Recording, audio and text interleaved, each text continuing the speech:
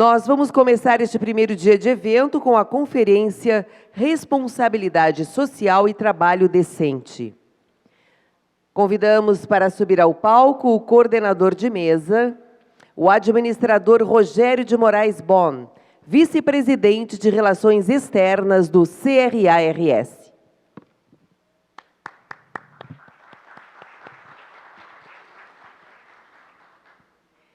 Vamos chamar nossa ilustre conferencista, convidamos para subir ao palco, Márcia Soares.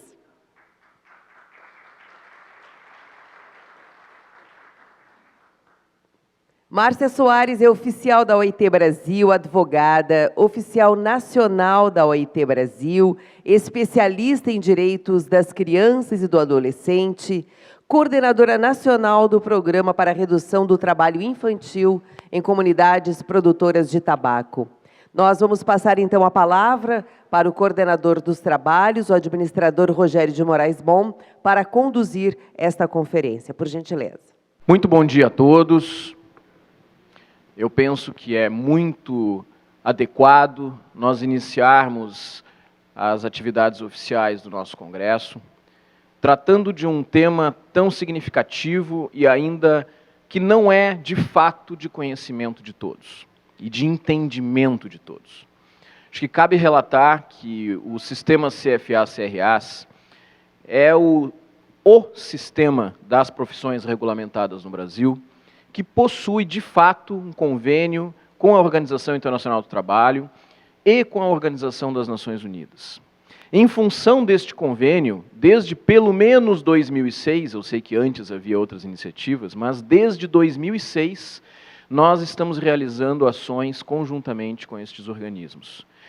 Em 2010, nós realizamos o congresso semelhante a este, um congresso mundial na cidade de Quebec, lá no Canadá, e 2011 foi realizado em Turim e Genebra, sendo que em Genebra foi dentro da sede da OIT. De lá para cá muita coisa aconteceu, nós realizamos um curso de multiplicadores do conceito do trabalho decente no ano de 2014, e por isso para nós é perfeitamente claro se entender que as pessoas, de um modo geral, não conhecem o significado de trabalho decente. E não entendem que, às vezes, os problemas que a gente imagina que só acontecem lá do outro lado, seja onde for ou lá do outro lado, eles acontecem, muitas vezes, a poucos quilômetros da gente. Então, para falar sobre esse tema, nada mais adequado do que estar conosco hoje aqui, uma pessoa que trabalha com essas questões, que vê essas tristes situações acontecendo, e por isso, então, nós temos hoje a Márcia, que é advogada da OIT, para falar conosco. Márcia, fica à vontade. Obrigada. Bom dia a todos, bom dia a todas. É um prazer poder, a OIT, mais uma vez, poder colaborar e estar presente no Congresso e continuar parceira dessa importante instituição. Quero dizer para vocês que eu sou do Rio Grande do Sul, eu passei muitos anos fora, sou de Santa Maria, e voltei há pouco tempo para trabalhar aqui num projeto que é para enfrentar o trabalho infantil em comunidades produtoras do tabaco. A ideia é reduzir a mão de obra infantil em lavouras de tabaco. Então, faz pouco tempo que nós instalamos o nosso escritório aqui em Porto Alegre, ele era em Santa Cruz. E para mim é um enorme prazer poder estar de volta à minha terra, ao Rio Grande do Sul, e poder abrir algumas interlocuções. Quando a gente vai enfrentar esse tema hoje, que é responsabilidade social e trabalho decente, eu acho que se a gente olha para a situação do país hoje, e a gente olha para o que é o conceito de trabalho decente e o que é o conceito de responsabilidade social, nós vamos ver que hoje que esse tema é muito mais do que adequado, mas ele é absolutamente necessário de ser refletido e ser discutido e ser incorporado, especialmente pela área de administração. A minha ideia, então, é dizer para vocês, desde onde eu falo, o que é o OIT.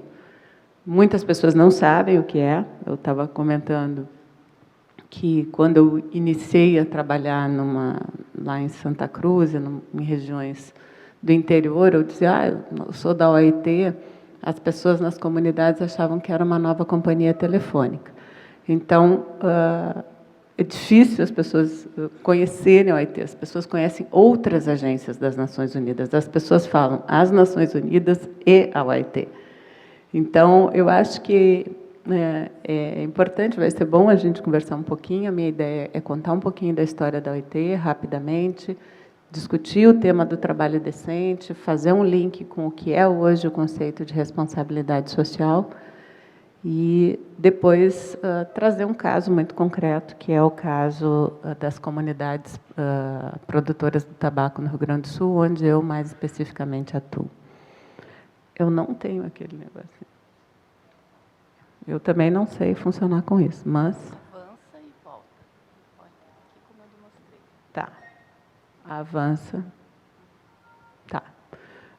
Eu sempre inicio com essa ideia, porque para nós é uma fonte de orgulho. Nós, quando fizemos 50 anos, a OIT recebeu o Prêmio Nobel da Paz. E quando nos entregam um prêmio, e vocês veem que nós somos todos orgulhosos, porque quando nos entregam um prêmio parece que eu estava lá, mas eu não estava. Eu entrei há pouco tempo na OIT. Uma das questões que se referem à OIT é que a OIT é a consciência social da humanidade, justamente porque ela traz a ideia de que trabalho não é uma mercadoria e que trabalho é fonte de justiça social. E hoje eu vou dizer para vocês por quê. A OIT, criada, não sei se vocês têm essa ideia, a OIT ela é pré-Nações Unidas. Ela é a primeira, ela é a avó das Nações Unidas. Ela aparece para o mundo em 1919, no final da Primeira Guerra. Ela faz parte do Tratado de Versalhes. Quando se estabelece o Tratado de Versalhes para dizer, olha, vamos pôr fim à guerra, e se estabelecem todas as sanções à Alemanha, e se estabelecem pactos mundiais para a paz, se constitui a Organização Internacional do Trabalho. Eu estou com alguma dificuldade. 1919, então, para vocês terem ideia de que lá em 1919, quando se constitui a OIT, se traz a ideia de que justiça social é fonte prioritária de paz no planeta. Essa ideia não é nova. Nós vamos ver que, em 1944, já na Segunda Guerra, quer dizer, quando nós temos grandes conflitos mundiais, retoma a OIT, a Organização Internacional do Trabalho, como uma agência, como um pacto mundial pela paz, trazendo sempre a ideia de que o trabalho não é uma mercadoria, de que é necessária a proteção ao trabalho como um sentido de proteção às famílias, como proteção à sociedade como um todo. Então, a ideia de que o bem-estar social, de que o trabalho não é uma mercadoria, de que o trabalho é necessário, de que enfrentar a pobreza é o que garante uma sociedade justa e, portanto, que garante uma sociedade pacífica, ela não é dessa década, sequer desse século. Ela não foi inventada. Ela não foi inventada pelo movimento sindical. Essa ideia de trabalho como fonte de paz mundial e de justiça social, ela remete à Primeira Guerra Mundial. Ela remete aos pactos mundiais entre países para garantir efetivamente o que se chama paz entre as nações, entre os países. Então, nós vimos com essa ideia, quando a gente vai chegar no trabalho decente, a gente vai chegar na ideia de responsabilidade social, nós vamos nos remeter a um momento histórico, a dois momentos históricos muito importantes, que são dois momentos históricos de absoluto conflito entre as nações. Então, nós não estamos falando em abstrato, nós estamos falando em momentos históricos muito importantes e que hoje nós vamos ver pontualmente ainda momentos em que a OIT traz de volta temas importantes justamente para enfrentar desigualdades mundiais e globais, para evitar grandes conflitos mundiais novamente. Quando a gente fala em 46, na Declaração de Filadélfia, que compõe, que ela é integrada à Constituição da OIT, a Declaração de Filadélfia ela termina antecipando, em 2 anos, a Declaração Universal dos Direitos Humanos. Então, a OIT tem essa trajetória, ela tem essa marca histórica importante. Falando um pouquinho da OIT agora, assim, a partir da sua Constituição, a OIT é constituída, ela é uma agência das Nações Unidas, portanto, ela era pré-Nações Unidas, ela é a formadora das Nações Unidas, depois ela se constitui na primeira agência das Nações Unidas. Hoje existem outras, existem a Unicef, que todo mundo conhece, que é a de proteção às mulheres, às crianças, existe a ONU Mulheres, existe a Unesco, o UNFPA, que são agências muito divulgadas e conhecidas. Mas a OIT é a primeira das agências, evidentemente. Hoje ela possui 187 Estados-membros, que são estados que aderiram à OIT e são afiliados. E ela traz ela tem uma característica especial, que justamente é uma característica para garantir essa sua ideia, essa sua missão histórica de diálogo e de garantia de paz, de diálogo tripartite para a promoção da paz, que ela é a única agência tripartite. O que significa isso? Quando as Nações Unidas as outras agências qualquer, quando o Conselho de Direitos Humanos das Nações Unidas vai emitir uma recomendação ou uma convenção, vai adotar, há um conselho de especialistas que estabelece a norma, os governos ratificam ou não, se reúnem, representação dos governos e ponto. A OIT ela tem uma representação tipo tripartite, ela é diferente. Ela é constituída, fundamentalmente, por representação de empregadores, trabalhadores e governos. Da seguinte maneira, uma representação nesta proporção, uma representação de empregador, uma representação de trabalhador e 2 representações de governo. Então, nós vamos trabalhar com a ideia de conselho de administração. Pensem vocês numa empresa, vocês são um conselho de administração, né? Quando você trata com a gestão, o conselho de gestão, de administração da OIT, ele congrega no mundo inteiro, nas representações de Estado, sempre tem que aportar 2 representações de governo, uma de trabalhador e uma de empregador. A OIT funciona por conferências internacionais do trabalho, que é onde ela emite as suas recomendações e as suas convenções, né? Então, as convenções da OIT, elas não são desenhadas a partir de um especialista que sai pelo mundo. A gente cansa de ver, tem um especialista em gênero, em trabalho forçado, sai pelo mundo recolhendo dados, faz um parecer, entrega às Nações Unidas, os governos vão e ratificam, desenham e ratificam. A OIT não é assim, ela tem anualmente a CIT, que a gente chama, que funciona por 15 dias em Genebra, chama Conferência Internacional do Trabalho, onde os países mandam suas representações na proporção de 1 e 2. Né? 2 representações de governo, a partir do Ministério de Relações Exteriores, o governo define os seus 2 representantes, as organizações de trabalhadores definem a sua representação, e aí se reúnem as confederações de trabalhadores, as centrais sindicais, as confederações da agricultura, e define quem é a representação de trabalhador do país, e as representações de empregadores da mesma forma, CNA, CNI, geralmente é eleito, né? Nós temos hoje a CNI, a pessoa que representa os empregadores do Brasil, e vai à delegação para a CIT. O país integrante da OIT que não levar a sua representação completa, não vota. Está impedido de votar na Conferência Internacional, portanto, impedido de decidir sobre as recomendações e as convenções adotadas.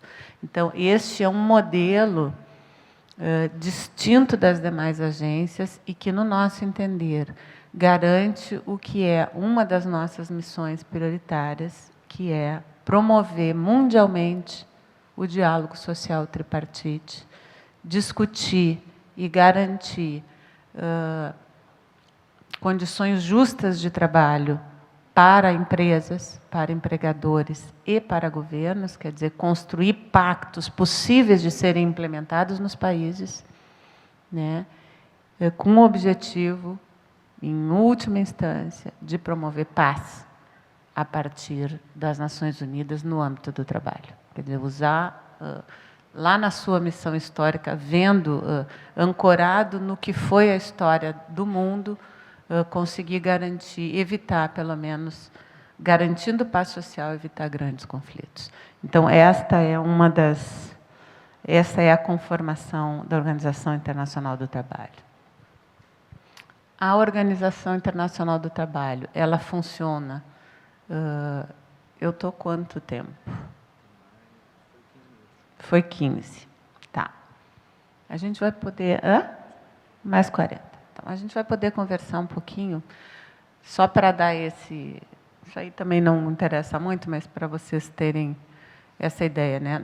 Nessas conferências internacionais do trabalho, a OIT emite recomendações e convenções. As convenções passam a ter força de lei. Quando adotadas e ratificadas, passam a ter força de lei interna no país. O país assina, ratifica uma convenção.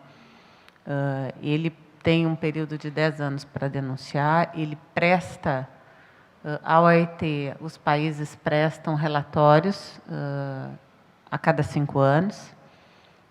Em 3 convenções, existem um núcleo de convenções, que são 100 convenções, 6 convenções, que são as convenções prioritárias de direitos fundamentais, que os países têm que ficar prestando informações a cada 3 anos. E recomendações que aí eles já não têm um caráter de força de lei, mas eles têm um caráter normativo excepcional, mais de guia para a formulação de leis internas no país. Então, recomendações da OIT ratificadas são recomendações bastante importantes. Nós temos hoje 189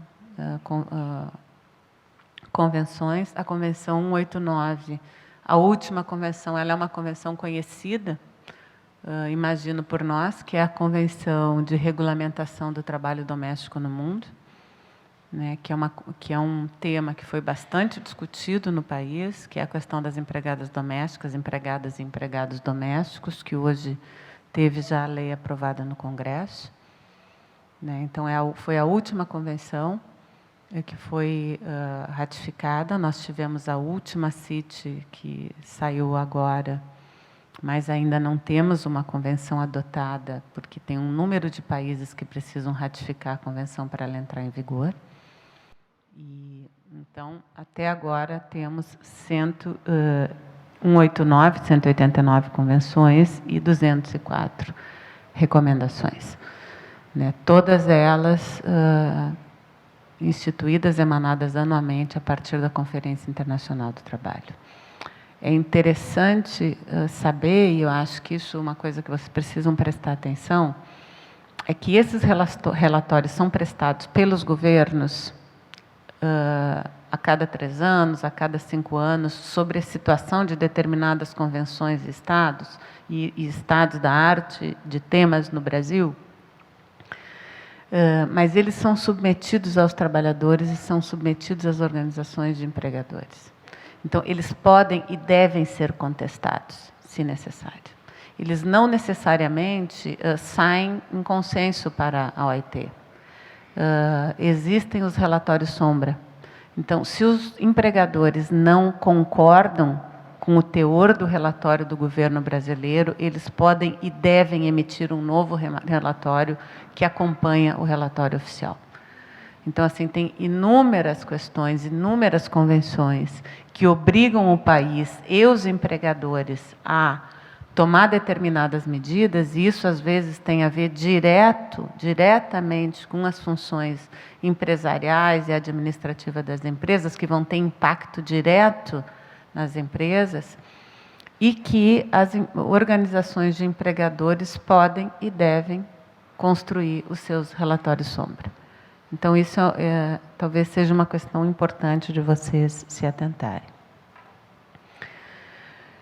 A ideia... Eu quero dizer para vocês que eu tenho ali um retorno, mas a pessoa tem 50 anos, eu já não enxergo mais nada, e eu não vou botar esses óculos nem que me matem, entendeu? Então, eu vou olhar para cima.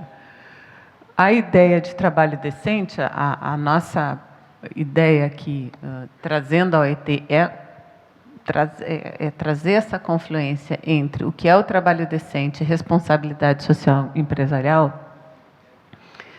Ela traz a síntese do que é a missão da OIT e do que são os seus objetivos estratégicos.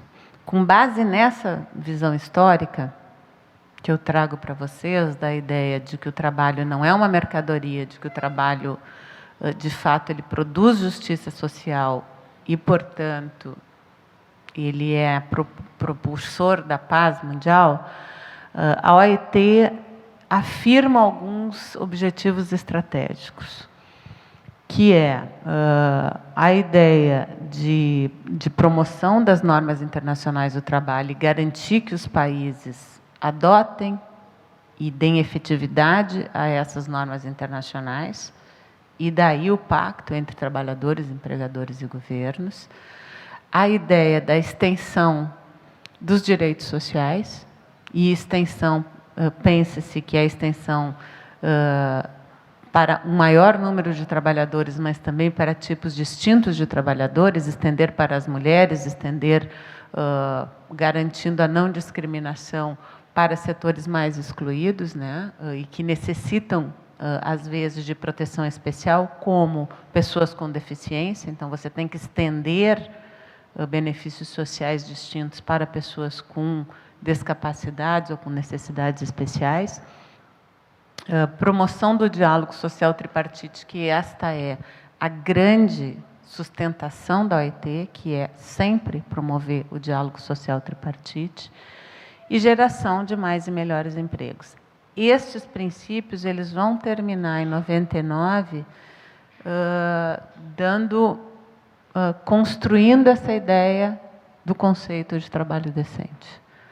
O conceito de trabalho decente ele vem a traduzir esses princípios nessa frasezinha aí, nessa ideia que vocês vão ter disponível, que é promover oportunidade para que homens e mulheres possam conseguir um trabalho decente, de qualidade, em condições de igualdade, liberdade, dignidade. O que isso significa? Ela traz... essa ideia traz alguns núcleos centrais. Primeiro, enfrentar a questão da equidade. Trazer a questão de gênero como uma questão importante e transversal em toda a discussão. Equidade entre homens e mulheres, né? Isso é um núcleo central. Enfrentar disparidades, trazendo a equidade, enfrentar disparidades como salário desigual para trabalho igual, né? Enfrentar discriminações como discriminações no âmbito do trabalho em função de questões raciais. Enfrentar discriminações no trabalho em função de peculiaridades de doença, por exemplo, pessoas com HIV. Enfrentar, quando a gente fala em questões de liberdade e dignidade, enfrentar todo o trabalho que seja produzido com violência, com o trabalho que a gente chama de inaceitável. Se a gente parte da ideia de que existe um conceito de trabalho decente, é porque a gente entende que existe um trabalho que não é decente. Portanto, trabalhos que são inaceitáveis. Eu estava num diálogo lá na cidade onde eu trabalho, que é em Santa Cruz, com um diretor de uma empresa. Ele disse: eu não suporto essa ideia de vocês, desse conceito de trabalho decente. Eu fico muito incomodado, porque parece que existe trabalho que não é decente. Eu disse: é exatamente isso. Tem trabalho que não é decente. Existem formas de trabalho que são inaceitáveis, né? Que é o trabalho escravo, que é o trabalho infantil, que é o trabalho forçado, que é a servidão por dívida, que é o trabalho com remuneração inadequada, né? Então, tem um conjunto de trabalhos e empregos que são considerados inaceitáveis. E aí o conceito de trabalho decente vem para enfrentar, né, para traduzir o que seria formas inaceitáveis de trabalho e que precisam ser abolidas, que precisam ser abolidas e trabalhadas, enfrentadas pelo diálogo social tripartite. A questão, o diferencial da OIT é que ela não diz isso é uma responsabilidade do Estado brasileiro só, não diz isso é uma responsabilidade da empresa.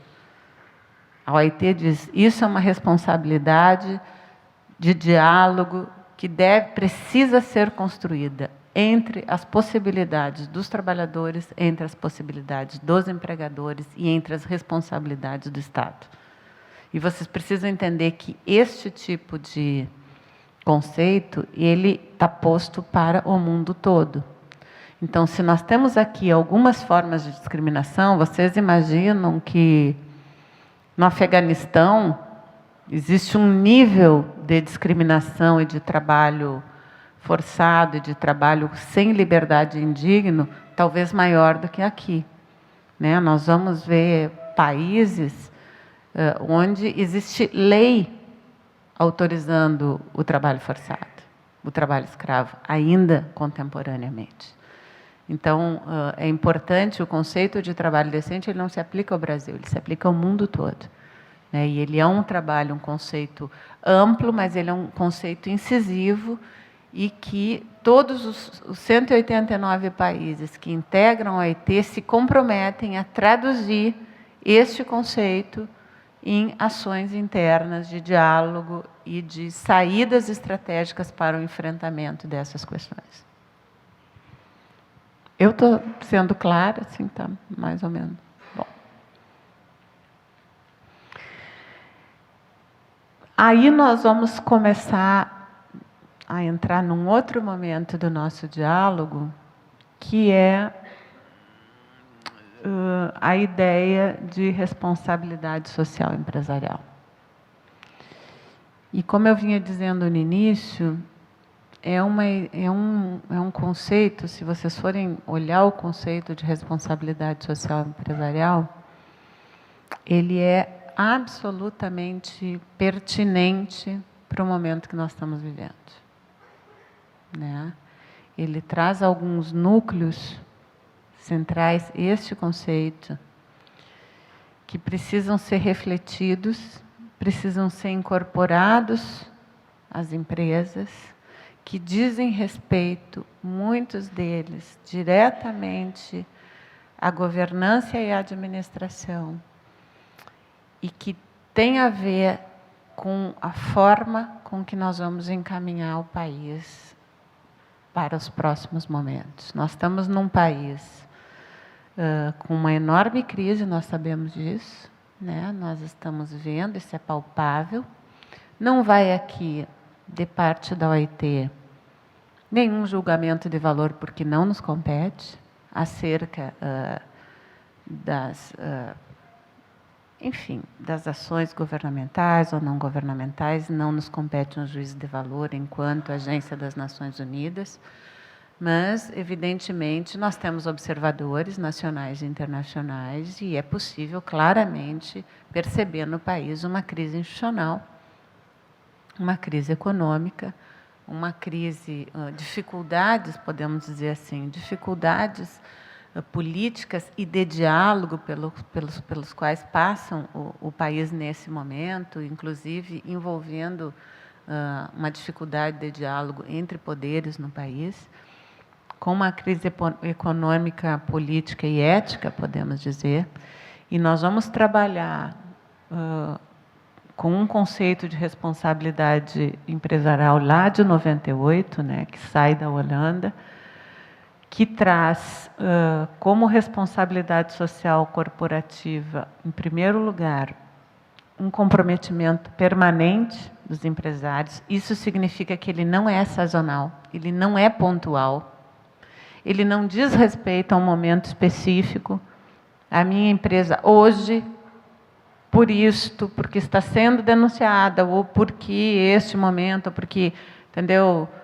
Bom, saiu, isso a gente vê muito. Bom, saiu isso, o tema do momento é o trabalho no lixão, então a minha empresa resolve fazer uma ação de responsabilidade social. Não se trata disso o conceito de responsabilidade social, muito embora uma ação pontual ela seja uma ação importante. É um compromisso ético permanente de uma empresa. É como ela incorpora a questão ética da sua relação com o seu compromisso com a sociedade, em adotar um comportamento ético e contribuir para o desenvolvimento econômico, melhorando a qualidade de vida da sociedade como um todo. O que nós queremos dizer com isso? Nós vamos ver depois, mais à frente, logo em seguida, nos princípios do Pacto Global, que acho que já dá até para passar.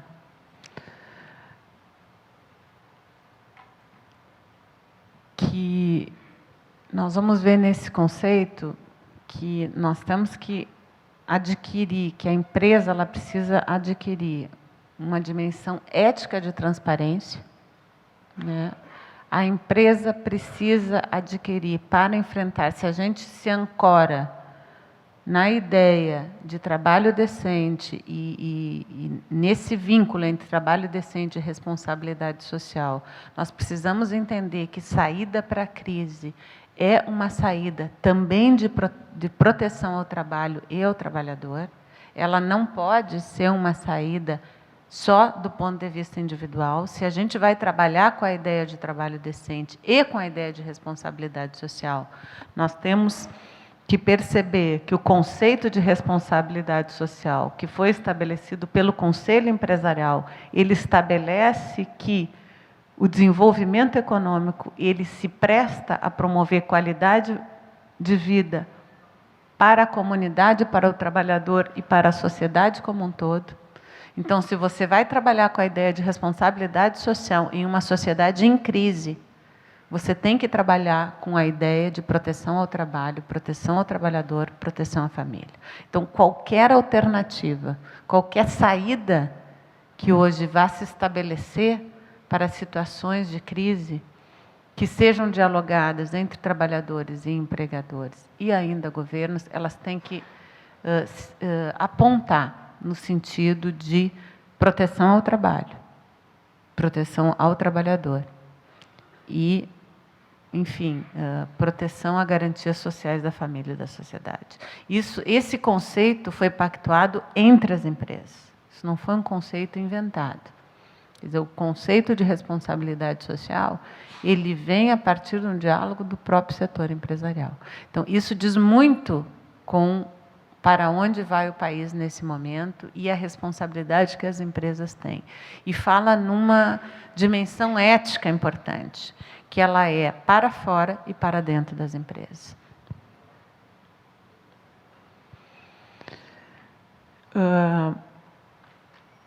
Existe uma coisa chamada Pacto Global, que o Pacto Global para a Responsabilidade Social, ele vem em 2000 e ele é lançado em Nova York pelo Kofi Annan, então secretário-geral das Nações Unidas.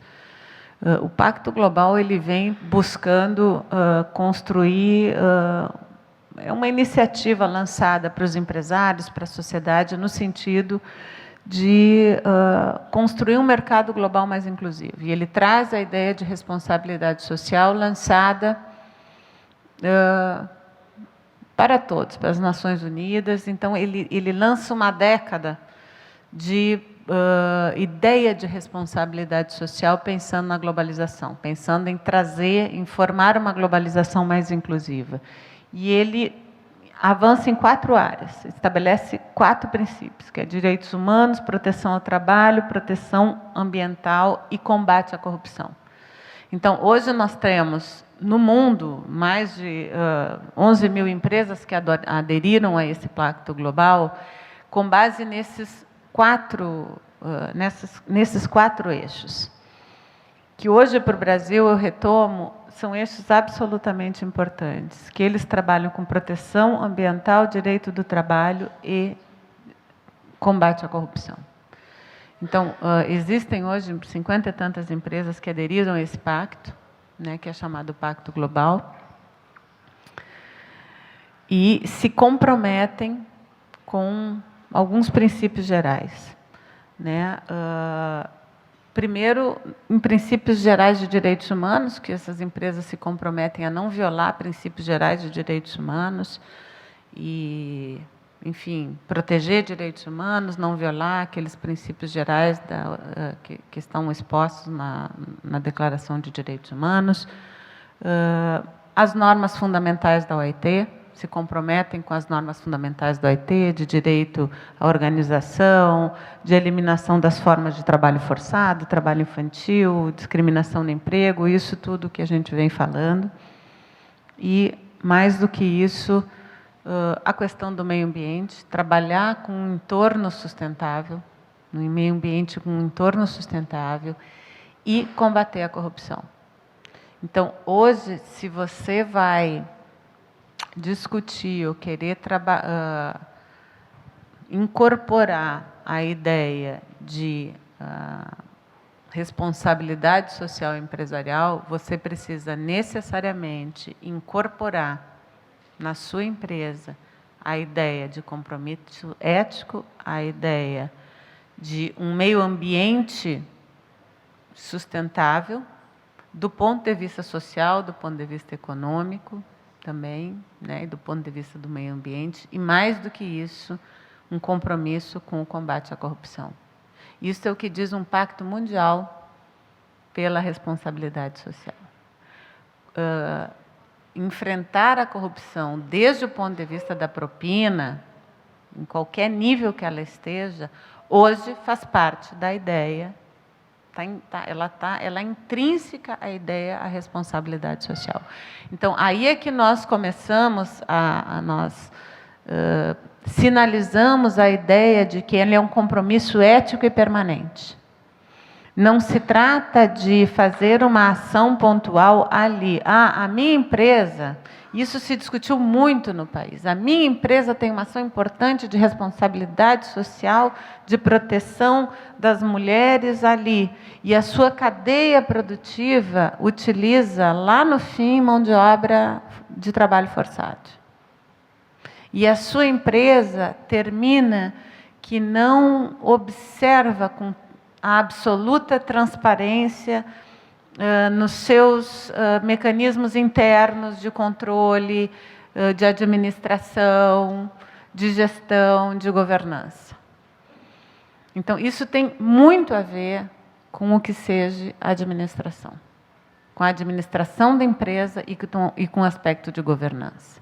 Então, não vamos pensar na ideia de responsabilidade social porque nós vamos ali e damos dinheiro para uma creche. Isso não é responsabilidade social, isso é assistência social. Isso é outra coisa. Embora uma atividade dessa seja importante, seja louvável, deve se multiplicar no país afora. Agora, se você quer incorporar a ideia de responsabilidade social e dizer nós somos uma empresa socialmente responsável, nós temos que incorporar a ideia de um conceito criado pelas próprias setor empresarial que diz isso é um compromisso permanente, isso é um compromisso ético, né? Isso é um compromisso com o bem-estar social, isso é um compromisso com a proteção do trabalho e da família, e isso é um compromisso que implica transparência de gestão, transparência de governança, enfrentamento da corrupção, proteção ao trabalhador, enfrentamento na sua cadeia produtiva permanente de questões como trabalho forçado, trabalho infantil, salário igual para trabalho igual. Portanto, aí vem a conexão entre responsabilidade social corporativa e trabalho decente. Então, para a OIT, se nós vamos trabalhar com a ideia de responsabilidade social corporativa, nós precisamos partir da ideia do compromisso com aqueles pactos fundamentais do direito internacional do trabalho, que são os fundamentos do trabalho decente. Então, neste país hoje, no momento em que nós vivemos, incorporar na empresa a ideia de responsabilidade social corporativa é mais do que importante, mas é absolutamente necessário. Nós estamos vendo hoje no país um movimento que é importante, de responsabilização, mas que é muito duro, né, de se observar para todos nós brasileiros. Né? Então, a responsabilidade de cada administrador, de cada empresa, de cada gestor, hoje, se faz cada vez mais necessário. Mais 15. Então, eu vou correr, eu acho que daqui eu já falei tudo, que é essa referência entre responsabilidade social e noção de trabalho, né, que é a superação ainda das formas insalubres, perigosas, inseguras, a questão da equidade de gênero, a empresa sustentável, eu creio que isso tudo eu já falei. Então, eu queria trazer um pouco para a prática, assim, para a vida cotidiana, um exemplo muito claro de questões importantes a serem enfrentadas e também de resposta de um setor que se abriu para o diálogo e resolveu enfrentar algumas questões que são questões postas de trabalho não aceitável. Nós temos aqui no Rio Grande do Sul um setor inteiro, vocês sabem, o Rio Grande do Sul é o maior exportador de tabaco do mundo. Né? O segundo maior produtor e o maior exportador do tabaco do mundo. Ele só perde para a China, né, na produção. E o maior exportador de tabaco. Nós temos no Rio Grande do Sul, o setor do tabaco deixa para o país divisas anuais na ordem de 9 bilhões, portanto, é um setor grande, né? Um setor influente, importante. O tabaco ele se organiza na forma de uma cadeia integrada, um sistema integrado de produção. Né? Tem as grandes empresas e elas se organizam de forma a trabalhar com pequenos agricultores rurais que plantam o tabaco nas suas comunidades. As empresas de tabaco elas fornecem todos os insumos, a semente, os venenos, enfim, todo tipo de insumo, material, os equipamentos, os EPIs. O produtor, o pequeno produtor, vende toda a sua produção, desconta ao final, né, esses insumos todos, faz a venda anual e fica, então, com a sua renda, enfim, né, com o resultado da safra. Né? Então, é um sistema integrado. As empresas têm os seus orientadores de campo, seus orientadores agrícolas, que prestam assistência técnica aos produtores. Nós temos um sem número de produtores.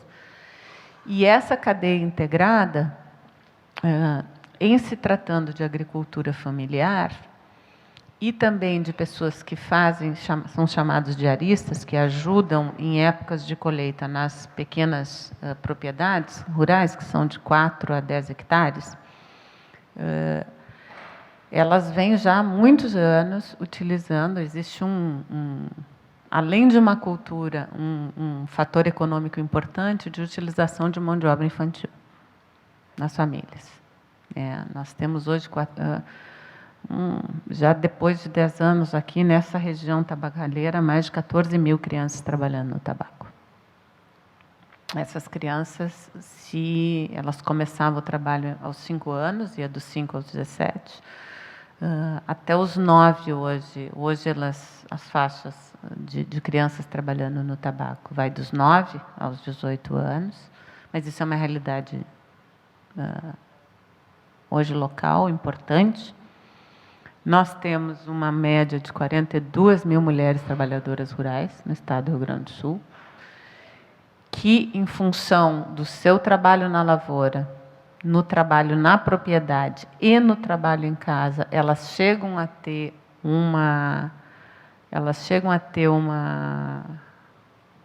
horário semanal, uma carga semanal de 70 horas de trabalho, né? Diferente dos homens, porque vocês precisam entender que numa pequena propriedade ela tem o trabalho na lavoura, que uma coisa é ir à lavoura às 5 da manhã, plantar e colher. Outra coisa é o cuidado com a propriedade, que é ali tirar leite, a galinha, não sei o quê, a horta. E outra coisa é o cuidado com a casa, que é o cuidado com os filhos, cozinhar, lavar roupa, escola, acompanhar os filhos. Então, na agricultura familiar, as mulheres têm tripla jornada. E se você vai juntar isso tudo, ao final, elas chegam a 70 horas semanais de trabalho. Não remunerada. Porque quem negocia a safra é o marido, e é com ele, e o dinheiro vem para ele. E esses jovens e crianças que trabalham, é trabalho não remunerado também. Não remunerado e não assistido. Porque são filhos, porque estão em comunidades familiares. E pessoas, agricultores sem terra, ou com muita pouca terra, eles terminam se empregando como diaristas em propriedades pequenas, em propriedades um pouco maiores, que contratam mão de obra diária para a colheita. E vão mulheres, homens e seus filhos. Então, nós temos uma situação aqui no Rio Grande do Sul bastante difícil e que precisa ser enfrentada do ponto de vista do trabalho decente, que é a utilização da mão de obra infantil, a utilização de mulheres grávidas e a utilização de idosos nas colheitas de tabaco, que são muito pesadas. Eu não sei se vocês sabem como é que se colhe tabaco, mas é um negócio desesperador. Eu já tentei. É um trabalho muito pesado. Como eles dizem, é muito sacrificoso. Ele tem várias etapas e, dependendo, nós temos 2 tipos de tabaco, depois nós podemos conversar sobre isso no Estado, mas é um trabalho muito penoso. Nesta cadeia, existe um outro problema, que é a utilização de mão de obra nativa. Que é porque um tipo de trabalho, de tabaco, que é o Virgínia, ele utiliza... eles não chamam de forno, eu chamo de forno, mas são estufas para secar o tabaco. E os agricultores tinham por hábito utilizar a mata nativa para fazer o carvão, para poder produzir a secagem do tabaco. E um terceiro problema, que é o manuseio e a utilização do agrotóxico, que até um tempo atrás era muito alta, inclusive aquela região onde eu trabalhei, vocês vão ver a região de Arroio do Tigre, Candelária, sobe ali a região Centro-Serra. A gente tem notícia disso, e isso a gente vem buscando dados de que é uma região de um índice de suicídio enorme, e que muitos atribuem a excesso de utilização de veneno, de agrotóxico naquela região. Então, o que acontece? Primeiro, há condições inaceitáveis de trabalho. Primeiro, pela sobrecarga sobre as mulheres, de trabalho não pago, de trabalho em condições insalubres, para mulheres grávidas, o que terminou redundando, isso dados trazem, problemas, isso é um problema perceptível na região, de crianças que nascem com problemas de discapacidade, nascem com deficiência, um enorme índice de crianças com deficiência. Trabalho infantil, trabalho que não é trabalho forçado, não existe nessa região o trabalho escravo, não é verdade, mas é a utilização de mão de obra infantil e, enfim, trabalho de idosos.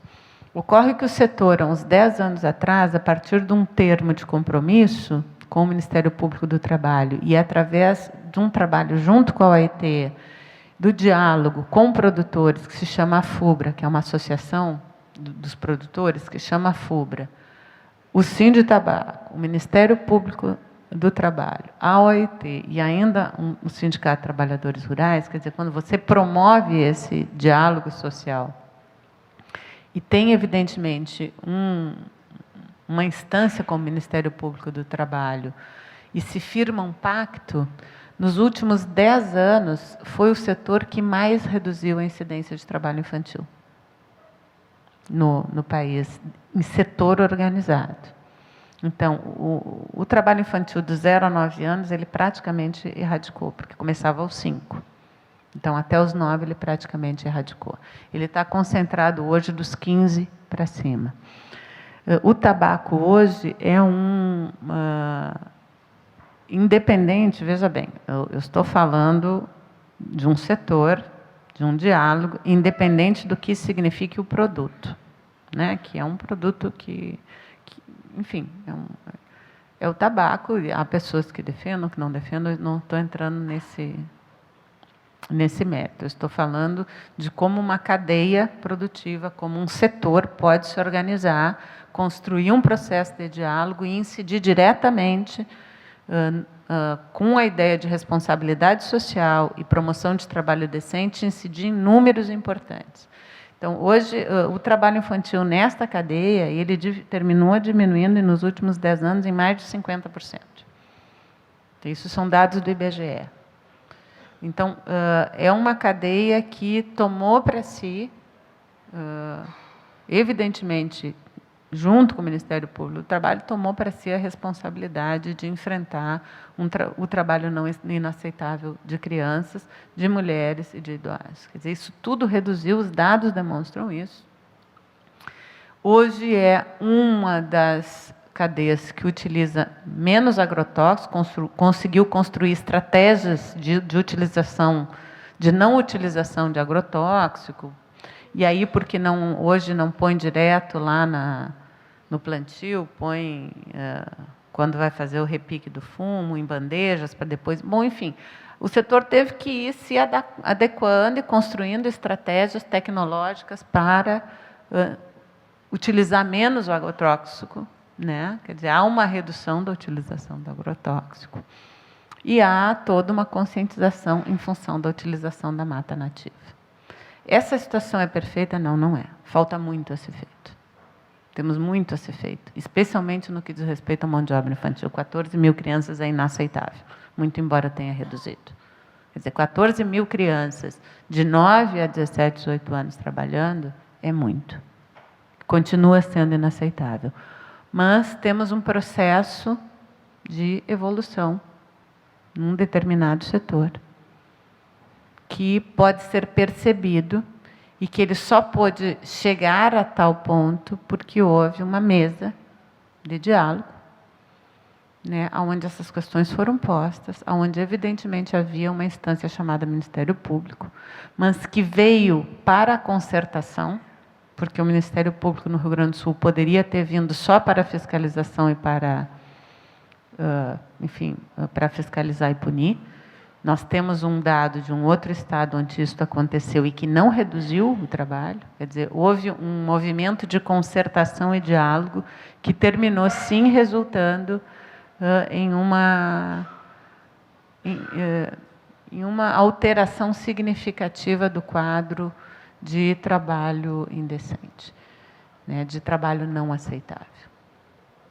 Então, enfim, eu queria contar um pouco dessa história. Esse é um momento que eu estou há 4 anos trabalhando nesse setor. É um trabalho difícil, mas é um trabalho que você vê paulatinamente, você pode ver resultados e resultados importantes. Então, quero concluir, acho que já estou, né, para lá de concluir a minha exposição, reafirmando a ideia de que responsabilidade empresarial corporativa, isso é importante que a gente retenha e entenda internamente dentro das empresas, dentro do administrador. Ele implica um compromisso ético, ele implica um compromisso permanente, ele implica um compromisso para saídas de crise que protejam o trabalho, protejam a sociedade como um todo, que construam mecanismos internos de transparência, de enfrentamento às situações de corrupção, né? Que sejam transparentes, que devolvam socialmente essas informações, que devolvam socialmente a situação de bem-estar, que criem mecanismos dialogados entre trabalhadores, empregadores e governos para saídas dialogadas e, portanto, saídas possíveis de serem realizadas para situações de dificuldade e crise como estamos vivendo hoje. Quero agradecer muito a atenção de vocês e dizer que a OIT continua parceira e estaremos aqui sempre que convidados. Muito obrigada.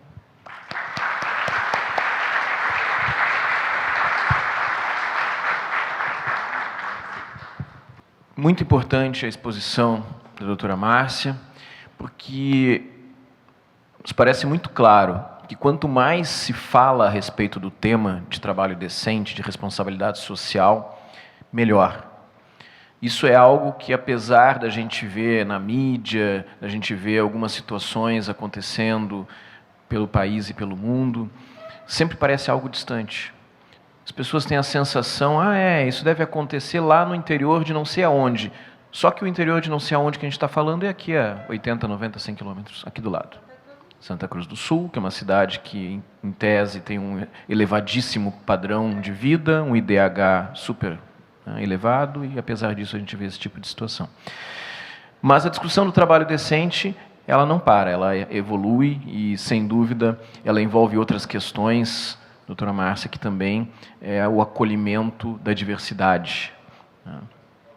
E eu gostaria de fazer uma pergunta nesse sentido, enquanto a gente aguarda chegarem as outras perguntas. No seu entendimento, no seu conhecimento de Rio Grande do Sul, como é essa questão do acolhimento à diversidade aqui? Olha, nós somos um país continental, né? Então, assim, o Rio Grande do Sul ele responde a padrões nacionais que são... por que eu digo que é continental? Porque padrões nacionais, se a gente pensar do Sudoeste para baixo, né? Nós temos uma realidade no Nordeste, nós temos uma realidade no Norte, uma realidade no Centro-Oeste, no Sudeste e no Sul. Nós vemos hoje, no que diz respeito a discriminações, né, a outras discriminações, nós vemos uma questão importante hoje a ser enfrentada, que nós não estamos nos apercebendo, que é a questão do crescimento, do alto índice de crescimento de pessoas com HIV. É o estado hoje que mais notifica HIV, por algum motivo. Porto Alegre hoje é uma das principais capitais em notificação de casos de HIV. Nós precisamos ter o dado, se isso está refletindo hoje na contratação das empresas, a gente não tem esse dado ainda. Nós sabemos que há, no que diz respeito a portadores de HIV/AIDS, hoje há uma questão diferencial, porque como as pessoas com HIV/AIDS hoje, elas vivem muito tempo e vivem sempre, hoje em dia existem muitos mecanismos, quer dizer, os remédios, já se avançou muito nas terapêuticas para HIV, não se consegue efetivamente definir o que é uma despedida discriminatória ou não. Nós estamos vendo que o Rio Grande do Sul, hoje, isso é um problema que precisa ser olhado com cuidado. Nós temos no Rio Grande do Sul uma área de concentração alemã, onde a gente vê uma distinção enorme entre trabalhadores brancos, né, de raça ariana, e um apartheid de trabalhadores da raça negra. Isso, para mim, era uma coisa impensável. Um tempo atrás, eu não sabia que isso existia no Rio Grande do Sul ainda, e existe de maneira muito forte. Nós temos regiões no centro do Rio Grande do Sul, onde os negros, as pessoas de raça negra, elas estão submetidas aos trabalhos periféricos de segunda categoria, ao subemprego, declaradamente, declaradamente ao subemprego. Isso quem conhece a região sabe do que eu estou falando. Subemprego, quer dizer, eles não são aceitos sequer para trabalho doméstico. É subemprego mesmo. Assim. Subemprego é trabalho, um trabalho em péssimas condições, distinção salarial,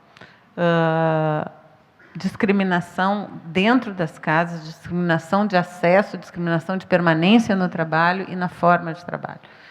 Então, assim, existem, como tu disseste, a questão do trabalho decente, ele implica várias formas de discriminação. Agora, no Rio Grande do Sul, hoje o que nos chama a atenção e que nós precisamos incidir em determinadas regiões do Rio Grande do Sul, na discriminação racial, no que diz respeito aos empregos. Nós temos que acompanhar os dados de inclusão no trabalho de pessoas com HIV, e isso é uma questão nacional e que precisa ainda ser absorvida pelas empresas e, inclusive, pelo sistema público, precisa ser absorvido a mão de obra de pessoas com deficiência, que é baixa no Rio Grande do Sul em relação ao Sudeste e em relação ao governo federal e ao Sudeste. A inclusão de pessoas com deficiência nas empresas hoje ainda é muito baixa no Rio Grande do Sul. Precisa ser enfrentado. Tem uma pergunta encaminhada aqui pelo nosso presidente Walter, que parabeniza pela abordagem e coloca a seguinte questão, que evidentemente é uma ideia a ser trazida, né? Qual a possibilidade de os conselhos profissionais, assim como os sindicatos, integrarem o Conselho de Administração da OIT para fins de promoção do trabalho decente? O Conselho de Administração? Eu acho que essa possibilidade é remota. Assim, sendo... Por quê? Isso, para acontecer, ele tem que acontecer no âmbito do país. Né? Existe uma delegação, que ela é uma delegação de Estado. Né? Que ela é uma delegação de Estado. O Estado brasileiro delega, né, 4 pessoas, uma por setor. Então, para isso acontecer, os conselhos, eles deveriam incidir na sua categoria, na sua representação de categoria federal. Se é o conselho, eu não sei como é que isso funciona. Você sabe como é que isso funciona? Existem as confederações da indústria, da agricultura. Os conselhos regionais, os conselhos nacionais, tipo o Conselho da Ordem, Conselho Federal de Administração, né, que congrega todos os conselhos regionais. Mas ele estaria vinculado a que confederação? Não está vinculado? Está. É independente, né? É o Conselho Federal de Administração. Isso é uma boa questão, porque está fora da representação em princípio. Uma outra linha de representação. É uma outra linha de representação, mas atualmente isso não é possível. Isso precisa ser dialogado internamente com o setor empresarial. Dos signatários, dos próprios signatários do Pacto Global, como através das câmaras. Né? A gente tem feito um trabalho na Câmara de Ensino que justamente tenta contextualizar esses princípios frente às diretrizes curriculares nacionais. Então, os nossos projetos pedagógicos de cursos, eles já preveem o trabalho decente, as disciplinas já abrigam os conceitos de trabalho decente. A gente tem, vamos dizer, não só as disciplinas, mas transversalmente nos cursos de administração a gente já está cuidando disso. Né? Então, eu penso que esse esforço, né, do Pacto Global é que está permitindo que, permear a prática empresarial, iluminada aí pelo Conselho Empresarial Brasileiro de Desenvolvimento Sustentável, e que isso realmente seja efetivo. Eu tive a oportunidade de participar agora em Nova York, dos 15 anos do Pacto Global, e especialmente do esforço do setor privado e das escolas de negócio no enfrentamento, ou melhor, no compromisso com os objetivos do desenvolvimento sustentável, que tem, né, no seu conteúdo, né, exatamente todos os princípios, né, os indicadores, as metas bem desdobradas. Então, a gente está utilizando, né, esse instrumental dentro, né, dos cursos de administração, das escolas de negócio, enfim, MBAs que tratam, né, e têm um relacionamento mais próximo com as empresas. Obrigado, então, assim, acho que professora. seria oportuno. Já que Eu acho importantíssimo que está posto. Já que o Conselho na matéria. Federal de Administração é o primeiro dos conselhos a ter uma proximidade real, concreta,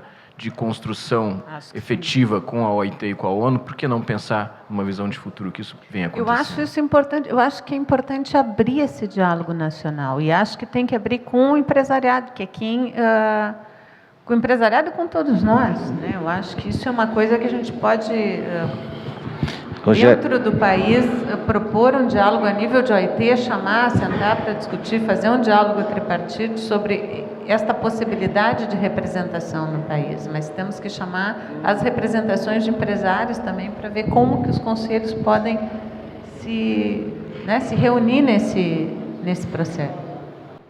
Permita, o detalhe é que eu compreendo como é a Constituição. Empresários, os empregadores, os empregados via sindical e os governos. Esta é a representação. Nós não somos empresários nem governos. Nós somos também trabalhadores, porém não sindicalizados. Não sindicalizados. Somos organizados, profissionais organizados, que influenciam decisivamente na condução das empresas. É o elo de ligação necessário. Entre os dois. Então, o que está acontecendo hoje? Por que não é compreendido o trabalho decente das organizações? Porque o viés empresarial, ele objetiva fundamentalmente, não pode ser diferente, o lucro. Os administradores que gerenciam essas empresas é que têm a responsabilidade suprema de tentar articular a parte de sociabilização das empresas com os empresários. Esses administradores recém começaram a absorver este conhecimento específico. A eles que têm a responsabilidade de introduzir nas organizações. Agora, estamos fazendo isso, e a pergunta que foi feita é exatamente para verificar como podemos também participar desse processo, já que esta fatia de conselhos, ordens, colégios profissionais, elas estão praticamente todo mundo, está excluída desse processo. Está excluída do processo. Então, nós gostaríamos de plantar uma semente, quem sabe, para alguém levar e regá-la na OIT. Mas isso, para além de alguém legar e regar, eu acho que talvez fosse um tema, e isso... Quem sabe isso não é eu não sei como é que funciona este espaço de congresso, mas quem sabe isso não poderia ser um resultado, uma recomendação, ou uma recomendação de diálogo, pelo menos para a OIT, entendeu? Porque é diferente de eu chegar lá e dizer, olha, me sugeriram isso, mas talvez uma solicitação de diálogo, uma mesa, se possa iniciar com uma mesa de diálogo entre o Conselho de Administração, entre as representações de trabalhador e empregador, porque um pouco isso é o que a OIT faz, é promover esse diálogo. Talvez esse espaço, ele possa, como resultado dele, ter uma solicitação, né? uma solicitação de diálogo, uma recomendação, porque aí formaliza uma demanda que pode ser atendida de forma mais regular, né? Essa semente ela tem que ser posta em um lugar que possa ser regado, né? Um lugar que tenha... Mas eu acho uma excelente... É uma questão importante, pelo menos. Se ela vai ser resolvida a curto prazo, não sei, mas é uma questão importante para ser pensada e dialogada. Eu tenho mais várias questões aqui, elas apontam algumas para sentidos diferentes, nós estamos já encerrando, mas eu gostaria de trazer pelo menos uma que me parece assim, bastante interessante, que tem alinhamento aqui com outras. Primeiro, no seu conhecimento, né, se existe condições de se identificar um estado ou uma determinada região onde a questão da violação do trabalho decente seja mais evidente. E também uma outra questão que vem aqui, né, se a divulgação dos nomes de empresas que fazem esse tipo de abuso ajudaria a reduzir o trabalho infantil, o trabalho escravo, etc. Essas duas questões são bem pertinentes. A primeira é que é uma fantasia dizer que isso é uma questão de um estado, de outro, do estado rico, do estado pobre. Não é verdade, né? Quer dizer, nós vamos ver que violação de trabalho decente, existe uma gama de violações. Então, nós vamos ver coisas concentradas em estados distintos, né? Nós vamos ver uma concentração de trabalho forçado grande no Mato Grosso, mas nós vamos ver trabalho forçado aqui no Rio Grande do Sul, em regiões que não é no tabaco, mas nós vamos ver em outras regiões de agricultura, que não é agricultura familiar. Daí nós vamos ver implantação de soja, feijão. Então, nós vamos ver condições precárias de trabalho. Agora, trabalho forçado com uma concentração maior no Mato Grosso. Nós vamos ver aqui no Rio Grande do Sul um índice enorme de trabalho infantil. Nós vamos ver aqui no Rio Grande do Sul um índice grande de exploração sexual de crianças e adolescentes, que é considerada uma das piores formas de trabalho infantil. Nós vamos ver trabalho forçado e trabalho escravo na região sudeste, hoje concentrada muito em São Paulo, em função dos imigrantes. Isso já começou a acontecer no Rio Grande do Sul, porque nós temos uma horda de imigrantes enorme entrando no Rio Grande do Sul, e já começou a se estabelecer formas de trabalho não aceitáveis, sob o ponto de vista de que são trabalhos não protegidos, com salários precários. Nós vamos ver no Nordeste, se aqui nós vamos ver como um dos nichos do trabalho infantil a questão rural, nós vamos ver no Nordeste o trabalho infantil doméstico como um dos nichos do trabalho infantil, onde as crianças estão submetidas a toda sorte de tortura, de violência sexual, de violência física, de não escolarização. Nós vamos ver uma questão de trata interna de pessoas, de adolescentes, vindos do norte para o centro do país, para fins de exploração sexual, vindo do norte para o centro do país.